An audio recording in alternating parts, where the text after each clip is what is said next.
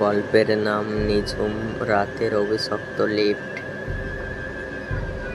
রাত তখন 12টা বেজে 45 মিনিট।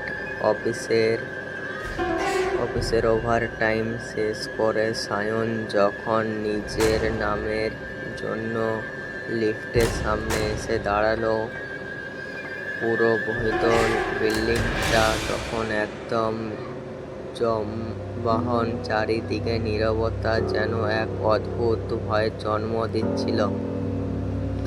সায়ন লিফটের বাটনটা চাপলো। কিছুক্ষণের মধ্যেই টুং করে একটা শব্দ হয়ে লিফট ভারী লোহার দরজাটা খুলে গেল।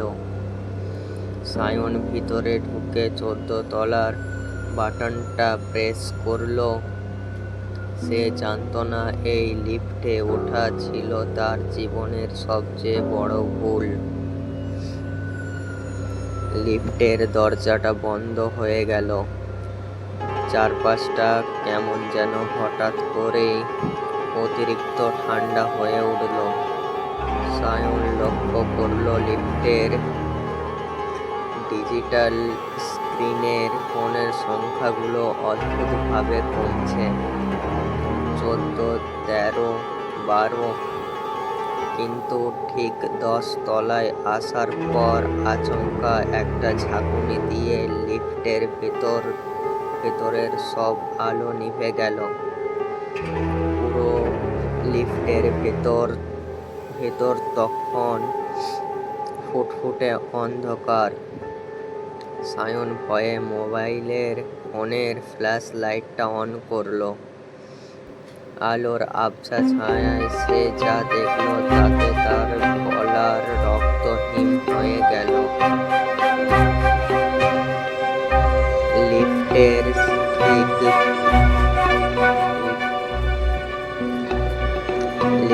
ঠিক কোণায়, সেখানে একটু আগে কেউ ছিল না, সেখানে এখন দাঁড়িয়ে আছে কুচকুচে কালো এক অবয়ব।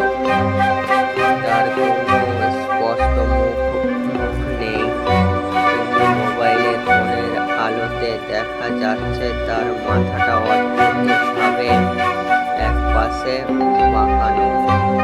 সায়ন ভয়ে চিৎকার করতে গেল, কিন্তু আতঙ্কে তার গলা দিয়ে কোনো আওয়াজ বেরোলো না।